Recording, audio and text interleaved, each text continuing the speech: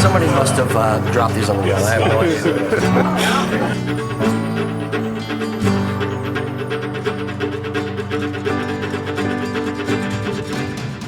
Welcome everybody, thank you for coming.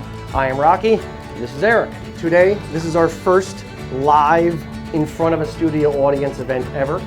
It is off-putting and odd, but this is going to be fun. Hi, I got my firefighter memorial. I love the patch. That's a volunteer firefighter. It's fun. How do you come up with a pattern, a design? There's something specific you look at? There's a bunch of different ways. At USA Kilts, I'm typically the one to design the tartans. That one specifically, my wife designed, Kelly. Designing a tartan can start with a concept, it can start with a group and something that they want to see happen. It can start with corporate colors, it can start with a bunch of different areas. For firefighters, the thing that, the core of what she was trying to do for the firefighter memorial tartan was capture the experience and the respect that she had for firefighters, especially after she visited Ground Zero after 9/11. So, that was, it was a crystallized memory that she had. And I kind of talked to her about it so I could write it up in the description. And I remember her describing it as like this smell of drywall and death hung heavy in the air. It was just this weird, surreal scent and moment. So that impacted her, and she wanted to include the 343 for the 343 firefighters that died on 9/11 in the pivot point in that tartan, because it's a palindrome. It happened to work, unfortunately, but yeah. So that was, that has the meaning in that. This is not meant to sound commercial-esque, by the way. This one is a new tartan that we just designed called the American Dream Tartan. And with the 250th anniversary coming up, we wanted to design something that, with all the political division, the negativity, all the BS going on in the world, something that could show that any American could get behind and show their pride in America, whether they're right, left, center, purple, green, blue, whatever. So we took the ideal of the American dream, not something that exists, but something to live up to, a standard set, a North Star that we can chase after as a country, and something that everybody can rally behind no matter who they are. So that was the impetus for this design. So it's sometimes we start with that, and other times we'll start with colors. But for this one, obviously, we wanted to say okay, well, it should be red, white, and blue with the 250th anniversary coming up.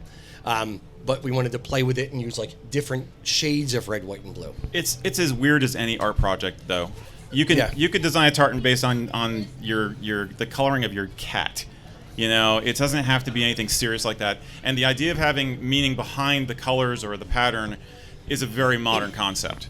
It's very much a 20th through 20th century, 21st, I can talk, century kind of a thing. If you go back in the day, tartans were much more abstract. It was just more a matter of yeah, that looks good together. That's cool. I like that. Yeah. Or shoot, this is the only dye yarns we have left. What can we make from this?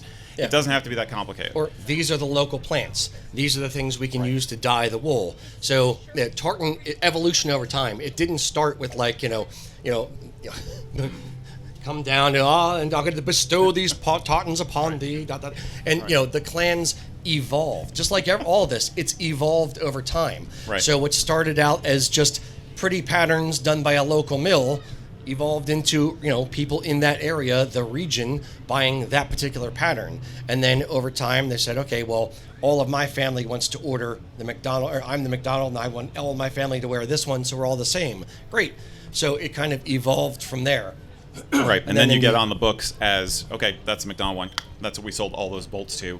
So that's officially theirs. Correct. And then with the visits of the king in the 1800s, early 1820s, I think it was, and the Sobieski Stuarts, it kind of evolved, and it's the greatest story that no one knows the truth about. There's not a moment in time where you can be here's where it started. It evolved over time, and people weren't recording what happened as it happened, so we're kind of picking it apart through history. Now, there are moments like, the King's Visit and like the Sobieski Stuarts where they made up a bunch of tartans and said, okay, these are now official. But, it's weird how it evolved. Right. Now I'm imagining like Moses on the mountain, and the voice comes out of the burning bush saying, "Thou shalt use these 6 colors. Then the counting of the stripes shall be this, and this shall be the tartan unto thee." But no, it's not like that. It's not like that. Yep. That said, putting meaning behind it can be really freaking cool. I mean, if anything, it's become even more poetic recently than it ever was, and that's actually just making it more beautiful and more open. So it's cool. If you think about it kind of as an evolution, it starts off with district type things and just pretty design. And then as humans, we want to put meaning into things. So then it became clan tartans. And then over time in 1953 was the first recorded version of a tartan, or first recorded tartan that had specific color symbolism. No, color symbol. It's Nova Scotia. Nova Scotia, right. Where the color blue is for the water and the green is for this and whatever. And then that kind of let the floodgates open to people wanting to imbue their tartan that they are designing with symbolism. So it's taken on a new angle from just clan tartans to different types of meaning, and it's evolved not at the detriment of clan tartans, but kind of parallel to it, and the evolution in and of itself is beautiful. I took up one of your tips from the USA Kilts and Culture YouTube videos, and that was on how to pack and travel with a kilt. And cool. I did this in May, traveling to London. So I, get a pair of ladies' pantyhose and roll your kilt up with the pleats and stuff it down the leg, and everything will be good. And yeah, that's true. That worked really well. And I've done it life hacks. I've done it on this trip. But you know what, guys? You didn't give any tips on how to buy pantyhose. No, what I said was make sure it's not your wife's good pantyhose. Right. Okay. Right. So you're not getting in trouble. Just go through the trash at home. So I'm in my local town, right, and I go to the supermarket. And I go to the ladies' pantyhose section, and I'm looking over the shoulder, thinking, God, I hope there's nobody here that recognises me. Were you kilted? And no. Okay. No. Don't worry, it was on CCTV. I've seen the video online. It's spectacular. You know what? I bought medium, and I probably should have bought large. Well, we've all been there. Okay, look, that's just a bit. That's just a bit of banter. Okay, my next point is about flashes, and this is a question.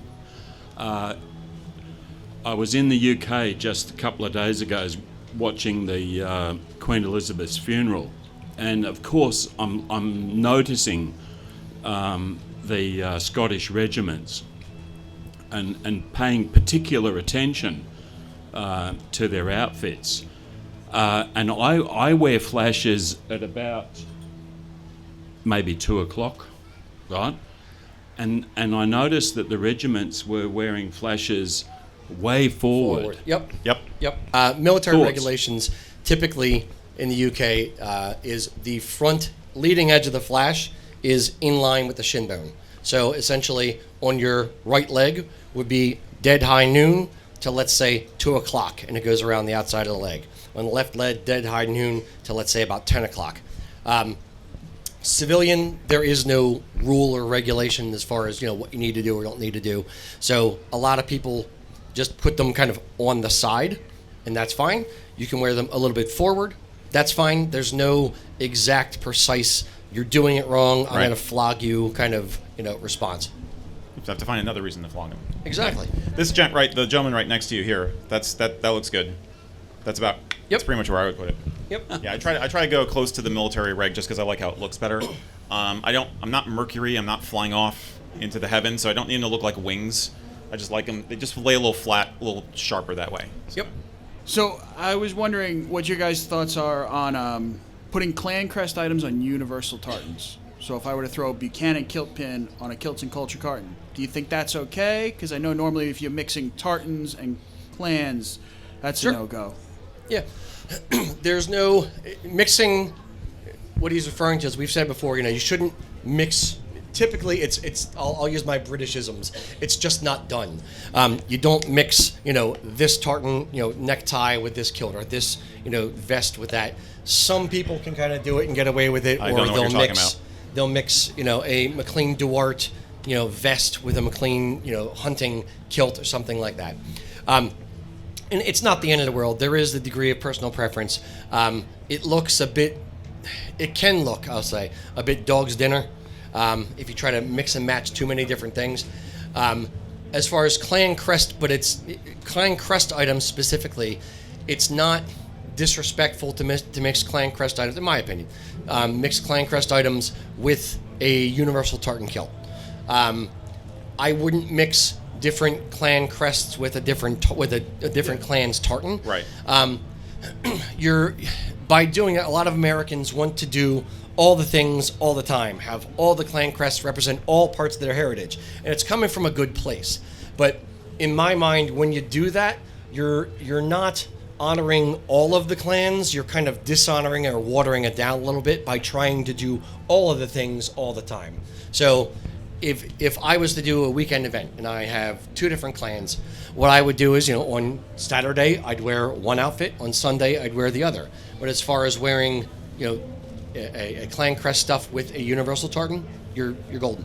Yeah, I'd say the only risk you really run is that you might confuse somebody who's of your clan. And they're like, "Oh, hey, you're a Buchanan." And they're like, "Is that one of our tartans?"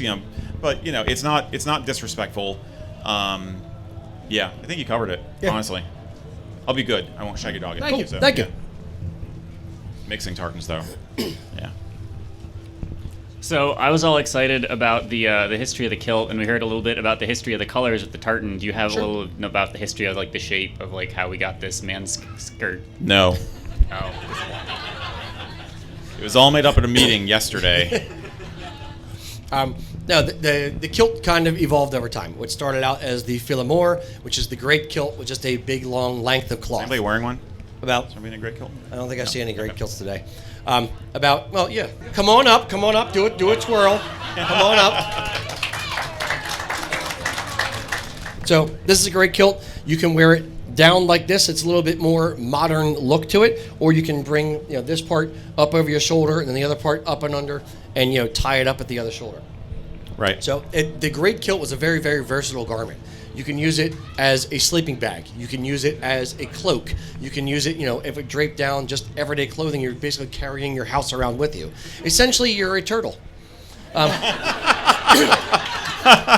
you used that before? No. You've never. Okay. We gotta remember that one. That's a good one. So this is essentially how it started. Then, over time, there was a there is a bit of history. There's an Englishman named Thomas Rawlinson. Rawlinson. Yeah. Yeah. Apocryphal history. Yes. Take this with a big grain of salt. Exactly. There is people who like to poke fun or push the button will say, "Well, an Englishman actually, designed the kilt. Ha! Scots are wearing an English true. garment." We did a whole video on this as well. Basically, it was an English guy who moved to Scotland who owned a mill, blacksmith, something. Mm-hmm. Yes. My memory is horrible. The fact that I remembered his name, I'm freaking impressed with myself. Drink your iron brew. And he basically, cut the kilt in half or left it, as a single length on the bottom versus being double width. So he could wrap it up and not have to be encumbered by the entire upper portion. Now, our take on it essentially is that he wasn't the inventor of the kilt. He was a stepping stone in the process to where the kilt is today. You can go back down as well. Yeah. But thank you for helping us out. Oh, look at them go. Fancy. Look at them plates swing. I would even go further, say that basically the story with Rawlinson is kind of, it's one small vignette of a trend that was happening in the 18th century generally, which is that the great kilt was, like you said, it was for camping, it was for out and roughing it in the wilderness. As society became more urbanized and you had more guys going into more city-oriented jobs, industrialization, it was just too much. So the walking kilt, the lil kilt, the bag, basically became much more pragmatic. And the British military also had a lot to do with this.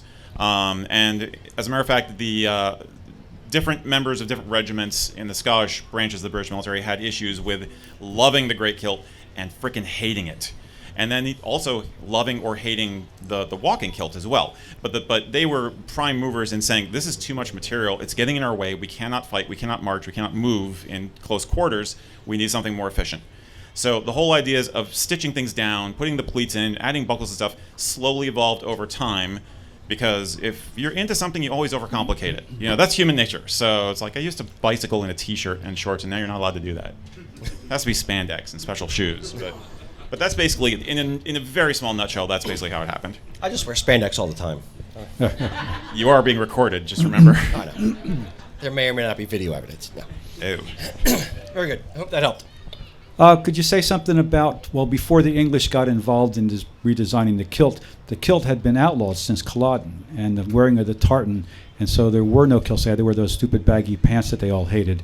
So why don't you talk about the transition from not being able to wear the kilt or the tartans at all to the acceptance of the kilt again without getting your head cut off or hung? That was called the prescriptions, and I can't remember what year. It was right after the Jacobite uprising. Yeah, it was. But I'm trying to remember what year they were lifted. 32 years or 52? That's the It number. was like sticking in my 42, head. I thought. Anyway, tartan and the great pipes were considered implements of rousing rebellion, so they were outlawed. How well this was enforced is a really good question. If you're in a very rural environment and there aren't authorities around, you're not going to worry it as much. As far as the trousers being uncomfortable or tight, that's probably a bit mythic. There's a separation between what people wore between the Highlands and the Lowlands. Lowlanders were wearing trousers and stuff all along, and Highlanders even, who were of a rank a lot of time, were wearing trews, which is the precursor of modern pants, because that's how it's easier to ride a horse. Okay? If you've ever ridden a horse in a kilt, it's interesting. It can be done, but trews are just more efficient for it. Yep. So the truth of the matter is that the kilt and these bifurcated garments actually coexisted for a long time. So it wasn't so much there was a shift back to like all of a sudden, hey, prescriptions are lifted, let's all wear kilts again. No. There's a whole thing called the Tartan Craze, which started after the prescriptions were lifted, but it wasn't like a clear on-off switch, like, okay, pants go in the fire, now we're going to go back to wearing kilts. Yeah. It wasn't that cut and dried. And remember, these are humans just like us. They're going to wear different horses for different courses. They're going to have, pants if they need pants. They're practical people, and the kilt is a practical garment. So it kind of evolved in the same way that everything evolves. Like, you don't just have one pair of pants, you have multiple. You have dress pants, you have casual pants, and that kind of thing. Yep. True that. What made you want to start a custom kilt company?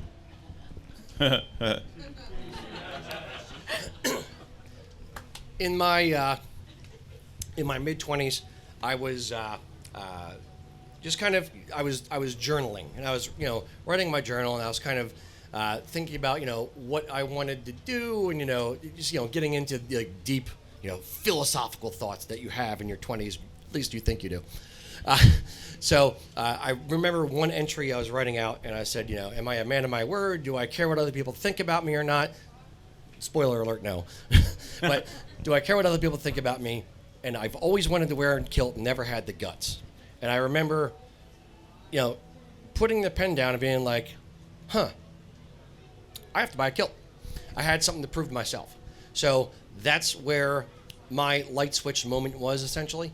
And then I figured, yes, then the doors opened and the angels sang. So that's where I kind of started. And then it was one of those like, this is kind of fun. So then I started buying a couple kilts, and I figured, I can make this. So I convinced my mom to give me my grandmom's old sewing machine, and just kind of started hacking at material, and like kind of Mad Hatter, like the Swedish Chef and the Muppets, just throwing things. Blind around. optimism. Exactly. Well, I'll say this: if I knew then what I know now, I don't think I would have done it. But I'm happy that I did it. I'm happy you did too. I like being employed. Yes. Ditto. Thank you. No, it's one of those things where if I knew how much work was involved in starting the company, figuring it all out, learning about SEO and marketing and YouTube videos and managing people, like the whole shooting match, it's a lot. Yeah, and it's changed a lot since I've been with the company. It's crazy. I started, we had like, what, 5 employees? Yeah. Yeah, and Essentially, I was one of them. I was like, I'd like to sell kilts, sir, but it's grown crazy. If you want to embarrass him or embarrass her, Rocky's mom is sitting right over here. Hi, Mom. Hi, Mom. I needed at least one person to show up to this thing. So I was like, Mom, can you please come? Who here has seen our show? Who here has seen the show? Okay. You know those books, those tartan-covered books on the background? She did all that. Yep. She made all those stupid things. When we put on the second story, essentially for the studio, I was like, we're going to put tartan books in the background. So we went to Goodwill and we got them to give us a whole ton of books. And then she kept volunteering. Is there anything I could do to help? Anything I can do to help? And I'm like, well, you want Careful a what you wish mind-numbing for. task for 3 weeks later. Yeah, yes. 2 or 3 weeks, sitting there 8 hours a day, stapling tartan on books. Yes, indeed. Thanks, Mom.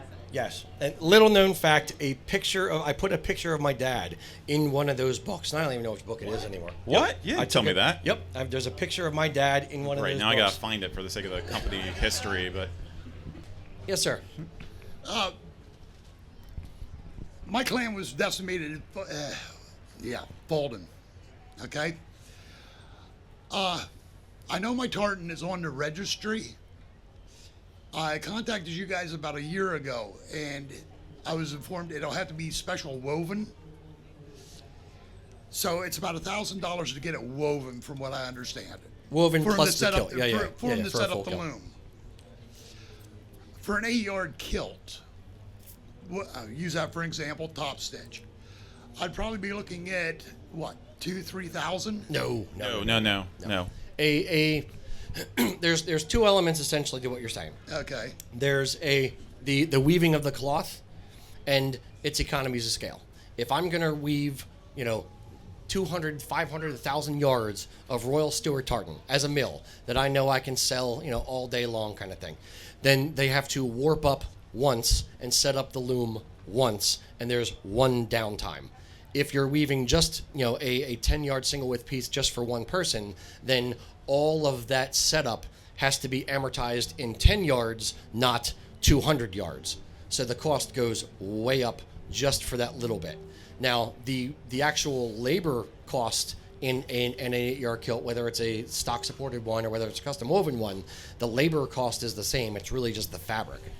Okay, well, with the $1,000 for setup, I didn't know if that's to set up the loom or whether it's to set it up. No, and it's also for Usually we say a custom woven kilt like that is going to come in around 900 to 1,000. But Okay. 8-yard kilt all in a custom woven tartan, assuming there's no crazy custom colors. You're looking at about $1,200 ish. Okay, then it'd be smart for me to go for an 8 to 5 and a gray kilt. now, that's idiosyncratic to us as a business. There are other businesses out there that might have different models for how much they charge for the making of the kilts, but the business with the mill is standard. That's basically, what you were saying about the production costs of them making the cloth. That's always going to be the same. Yep. Here's the thing. So to broaden, if I may, a little bit. Go for it. Not every tartan on the registry is being woven. There are thousands upon thousands upon thousands. What's the statistic, like an average of how many per year new tartans come out? 300 or 400 easy. Like 300 or 400 a year, new designs coming out. Yep. And of course, digitality has only made that worse or better, depending on your perspective. So if there is a tartan you want, you love it, it exists, either you designed it or somebody else did, but it's not being woven by anyone. The trick is, again, going with economy of scales, you need a team. You got to gather your clan. You got to get your friends together. You got to say, look, if we all go in on this, we can bring the costs down. We have done that as a company several times for organizations, for smaller clan groups. Irving was Clan one. Hall. Clan Yep. Hall. That's the trick. It's basically, this is clan life in action, That's what that's what I can say about it. Well, the only reason I'm asking is I've checked with a couple of the different manufacturers that are in Scotland, and I have one that took and told me, you're going to come in at about $2,500. Then they're For ripping you one off. kilt? Then they're ripping you off. That's For a an rip. 8-yard. No, Yeah. that is not. Just like in any industry, there are more honorable and less honorable people. Okay. We won't speak to any particular competition. We don't speak negatively about competition, but as a broad statement, if they're trying to charge you $2,500 for a kilt, you're getting run away. Yep. I was going to say, you guys have been honest with me regardless of whatever question I had or coming into the store. Yep. Very good. And secondly, it's great to see so many people, guys running around with their knees hanging out under their kilt. I love it. It is a great day. Absolutely. It's a fantastic festival. Yep. You guys, with your USA Kilts and Culture tastings of whiskey, like to hear your thoughts on your favourite whiskey. My family's from Islay, so I'm a little biased, but over to you. Sure. We do have Over a to you video that guys. we did some time ago that was a guide to the Whiskey Trail. Has anybody done the Whiskey Trail in Scotland? Anyone? You have? No? Okay, but you want to. How many people here want to? Wah, yes. I will say that my answer is the Dalmore that we had for the 5-year anniversary show. There's a lot of That very, was very bloody brilliant. great whiskeys and great distilleries in Scotland. So if you do get across and you like whiskey, yes, do a distillery tour. It's really neat to see how this stuff is actually made. My previous favorite was Lagavulin, and then recently on the show we had Oban 18, and that kind of Oh, right. Yeah. I remember that. It edged out the Lagavulin. That was really good. Yep, That's really good, too. Yep, that's my current favorite. Hello. So you can go online and find tons of blogs and sources on how the kilt is meant to be worn. And a lot of it is looking at the history, and it's so intertwined with military garb, so there's strict specifications. But obviously the kilt is not a dead, stagnant thing. It's constantly changing, and True. there are new trends. But I feel like there are very few people who have their thumb on what those trends are and how they're changing. So when you guys are together and you're looking at what customers are going for and what's becoming more popular, what trends are upcoming? How are people buying kilts? What are people wanting today, and what do you think people will want in 5 years from now? That we're getting that a lot lately. Yeah. That's a great question. It is kilts are a fashion. Period. It's a garment of clothing. It's a garment of clothing with a lot of history, with a lot of meaning, but is still a garment of clothing. It evolves as fashion evolves, but much, much, much slower. And that whenever fashion tries to, pull at it or do something different, or with tartan, more broadly speaking with tartan, they're pulling it off track a little bit, but they always go back to the well of tradition. They always look back to the kilt. They always look back to the culture angle of all this, because that's the thing you can constantly draw from. Now, if fashion doesn't evolve, it will die. So it needs to evolve. It just evolves slower so that it is still honoring the tradition. The things that we look to, it's weird because it's kind of an amalgamation of things. It is pipe bands in Scotland. It is the rental, believe it or not, the rental or the hire industry in Scotland. It is younger people in Scotland or America. It is Celtic festivals in America. And it is also what is more popular in the broader culture. So like Tweeds or Downton Abbey or Boardwalk Empire, when those shows kind of came through, and the pipe bands at the same time in the mid 2000s, late 2000s, we started wearing tweeds over in Scotland. They, like the grade A or grade 1 competition bands were wearing tweeds. Then it kind of became a little bit more of a thing. And then the rental industry said, oh, hey, more people are looking for tweeds. We need to start carrying tweeds. So it's a little bit of a dog chasing his tail, where the rental industries are looking for, or the rental companies are looking for the trend so that they don't have outdated inventory. And then when they switch over their inventory to tweeds, then people come in and go, oh, that's an option I can have. And then they start, it kind of goes in a cycle. So it's both the culture, it's the tradition, and it's the macro culture of everything else that's going on in the world. And you kind of have to just boil it down and then get your magic 8-ball, shake it up. Yeah, thank you. Oh, but I'm not done. We're not done yet. I would say pockets are a trend. Here's my little sermon for you. The fact that we are all here is because Preach, brother. As you wish, is because mall culture, digitized culture, American culture of the machine, of the computer, of your screens, can only go so far in fulfilling you as a spiritual being, my friends, my brothers, my sisters. Seriously, we all want a connection to nature, to the past, to a sense of self. Kilt, as a timeless garment, will do that.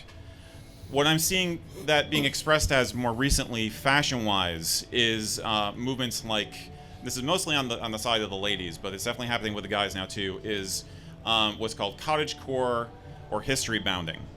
These are trends basically where people are taking old types of garments, old fashions, like from 100 years ago to 300 years ago, and incorporating them into modern clothing for a more earthy, more human, less technical look. And I got examples right here in the audience. Okay, you look very, very timelessly cottagecore to me at the moment. So basically, that again, the tweeds are a part of that. I think people are tired of the technicality of clothing and fast fashion. So another reason we're here is because these are not fast fashion. This is not like going down to the Walmart and grabbing it. This is something that you invest in because it will last you a lifetime. It is part of your core being.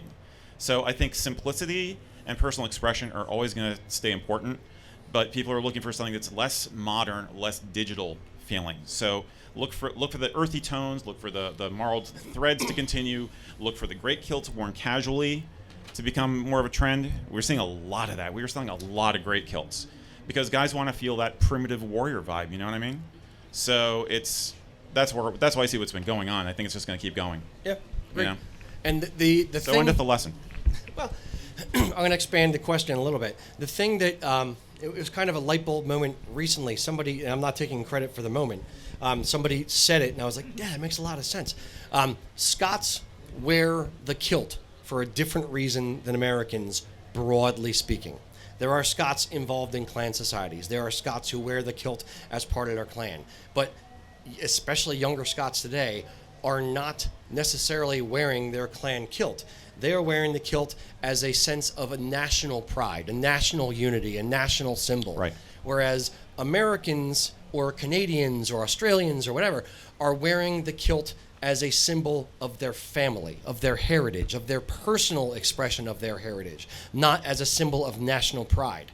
So it's one thing that I find amusing is when, Scots are like, oh, you Americans or when people don't understand it because they're coming at it from two very, very different angles. And neither is right or neither is wrong. It's what we are doing here is very, very important to us in the same way that they're wearing a kilt as part of the Tartan army when they visit Germany, to cheer on their team, is their national identity. Does that make sense? The Commonwealth game Tartans are a good example of that.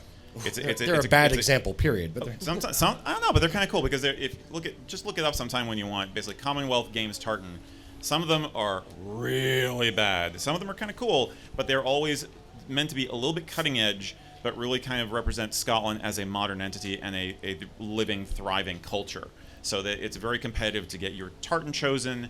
It's very prestigious to get it chosen, and it has nothing to do with clans or anything. It has to do with we're Scottish, we're proud, and we are a living culture. Which, yes. If you look at the politics over the past 300 years, you don't blame them, right? So, yeah. Indeed. Ramble, shaggy dog. Yes, ma'am.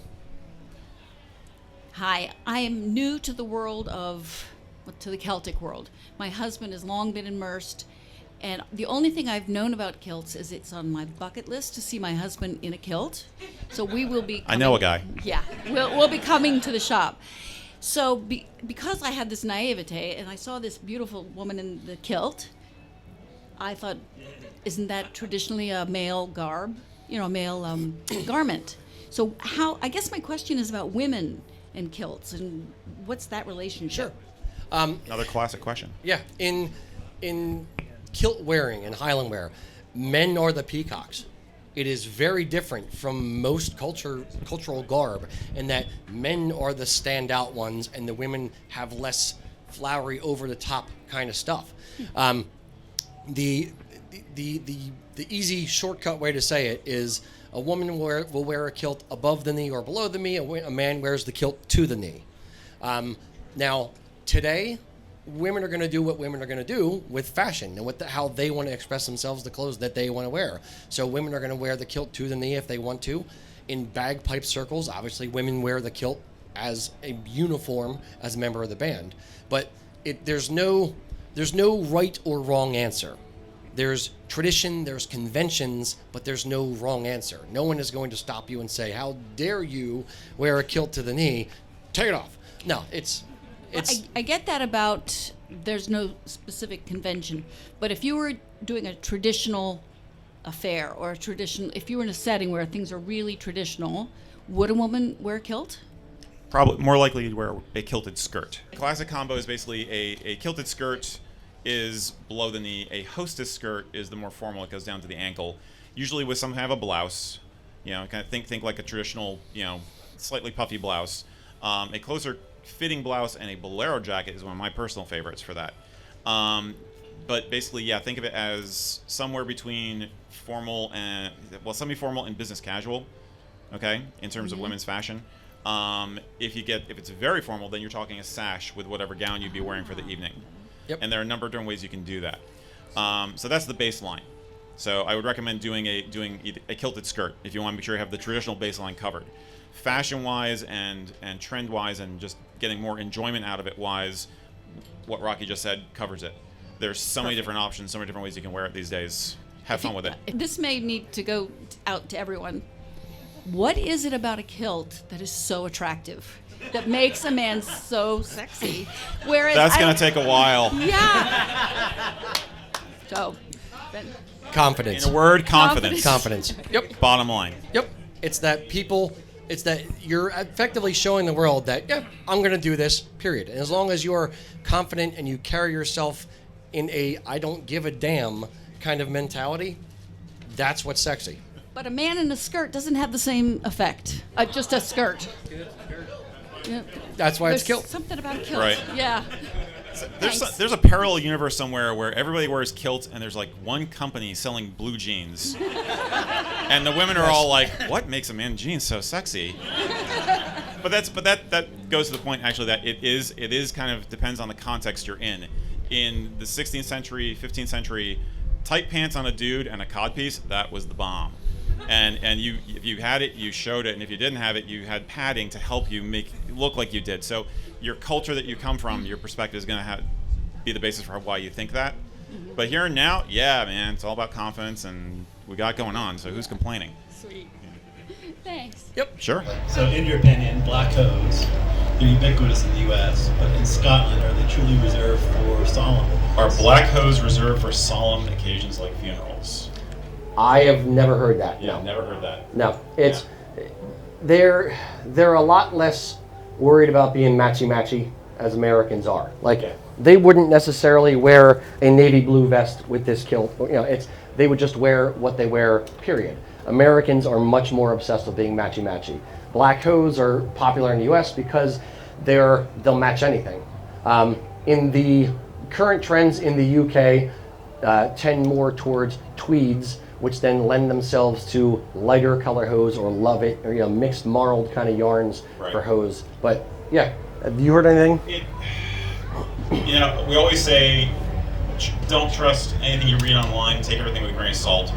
Get more than one source for stuff, because we've all been told stories by Grandpa how this is how we always used to do it. Sometimes it's true. A lot of the time it is not. For instance, there's also a misperception out there that cream hose are considered formal, and you're only supposed to wear cream hose when you're doing a wedding or some formal activity. That is also not true. The whole reason why you have cream hose in the first place is because they were cheaper for hire agencies, that is rental companies in the UK, to provide for all of their customers, as opposed to having a whole bunch of colors for you to select from. So you do not have to wear cream hose because it's formal. You do not have to wear black hose because it's a funeral. Trust your good taste, trust your instincts a lot of the time, right? And this is a very, very personal thing. There are, traditions within this. There are, there's not rules, but there's traditions, there's conventions, there's things we follow. But you also get to put some of your personality into the outfit as well. So, again, colored hose are a great way to do that. A little, personalization on a kilt pin, which I don't typically wear, is a great way to do that. Not wearing a kilt pin is a great way to, it's making it your own and allowing your personality to show through in the outfit that you have. So my question's on kind of like what everything that happened with the Queen passing and Prince Charles becoming King Charles and him wearing the kilt and all the Scottishness that was behind everything they did. Do you guys think that's going to be something like the Braveheart effect that happened a long time ago, where you're going to see this big uptick in people getting kilts now? That's a really good question. Ish. He is not as universally well liked as his mother. So, but he, love him or hate him, he cuts a fine figure in a kilt. Like, he knows what he's doing. Well. Yeah. So I would say he's a good example of how to do it well. I don't think that he is going to invigorate people nearly the same way as an emotional story like Braveheart or something like that invigorated people in the mid-90s. But he's still a good example of a guy who knows what he's doing, in a kilt at least. Yeah, I'd say that the if anything, the love fest and the pride and everything and the spectacle of Her Majesty's passing is probably, if anything, it will boost the romantic fogey effect we were alluding to a moment ago, with like people wanting more traditional clothing, wanting to do the history bounding kind of a look, feel like they're part of something old timey, something old worldly if you're an American. So if anything, that might be the case, but otherwise, yeah, it's not the same as like a huge media. So like compared to Outlander, it's not gonna be the same as something like that. Yeah, Outlander had a great effect, just the same as Braveheart did. Yeah. Okay, I haven't seen that one yet. Yep. Afternoon, gentlemen. Proud American veteran of Scot-Irish heritage. Thank you for service, sir. I got this beautiful kilt from you people. So this is my question. So researching the clan, my father's tartan, my grandfather's tartan was of the certain pattern. So when I went for my kilt, I was totally amazed that there was 4 different patterns still with the clan. Is that common with the minority or the majority of clans due to, say, geographic location? Define 4 different versions. Is it Morrison tartan? Yes. Okay, so this is Morrison weathered. Are you referring to Morrison weathered versus modern versus ancient versus muted? Yes. Okay. That is not anything to do with that as much as mills making money. It's a different color palette for the same tartan. A tartan is defined by the thread count. Like when you stack, 27 black threads, and then, 18 green and 5 red or whatever, and you stack those up across the warp and across the weft, that is the definition of the tartan. That is how it is recorded. Now, the shade of green that you need to use, or the shade of blue, can be different.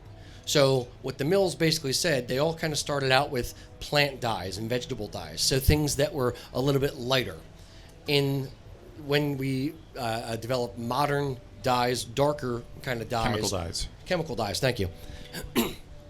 You got a different color, you got more colors available to you.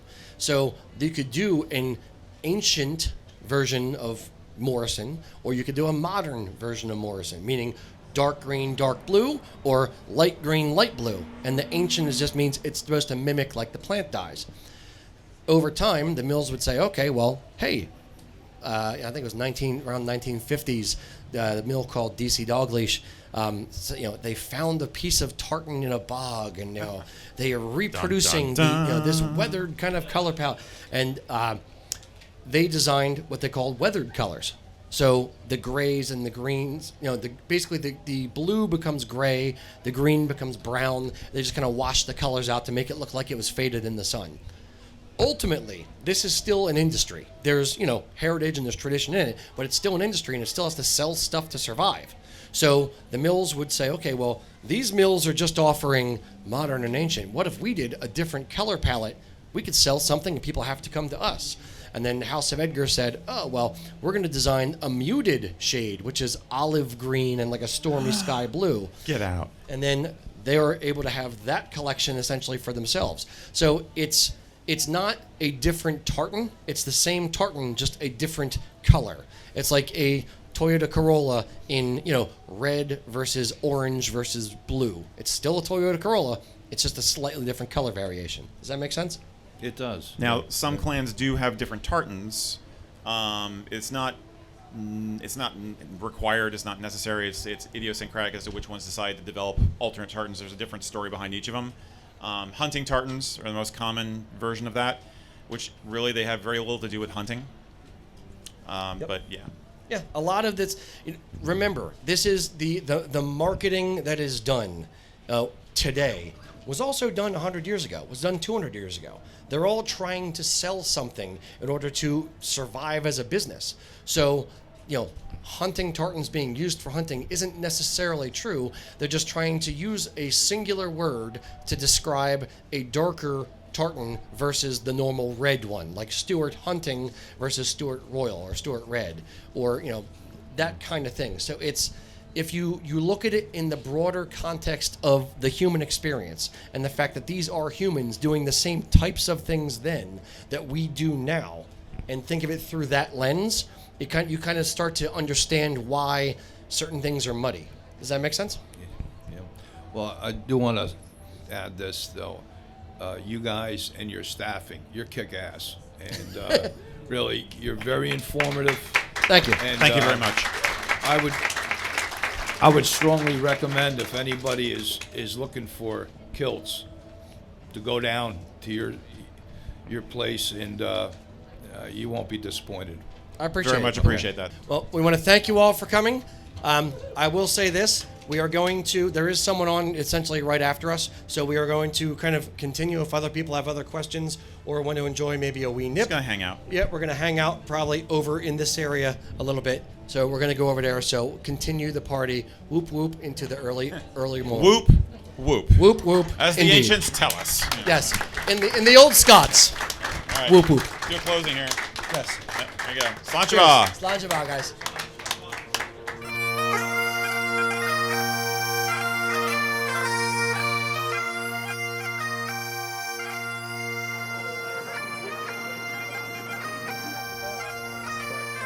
This is the dress outfit.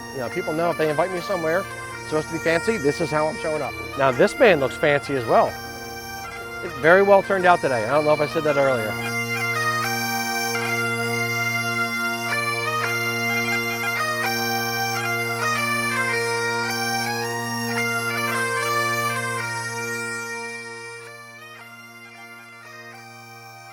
If I choose to say that's the Donaghy kilt, and anybody in the family says no, it's not, I can still say yes, it is. I would phrase it slightly differently. If I am nothing if I am not honest. I would say, this is my tartan.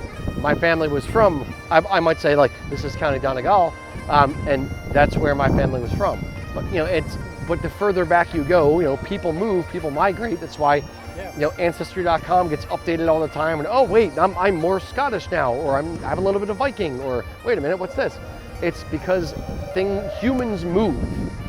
So it goes back to, your family goes back from Ireland to Scotland, and at some point they came over to America.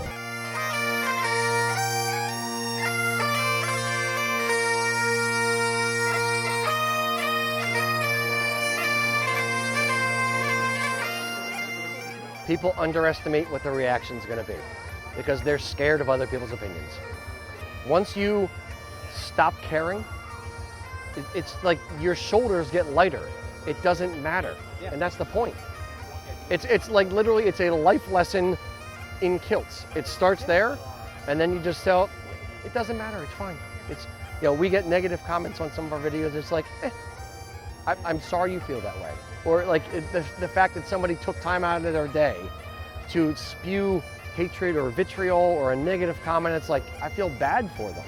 It's like, you must be hurting if you think that, trying to drag somebody else down that you've never met, A, matters, B, is gonna help.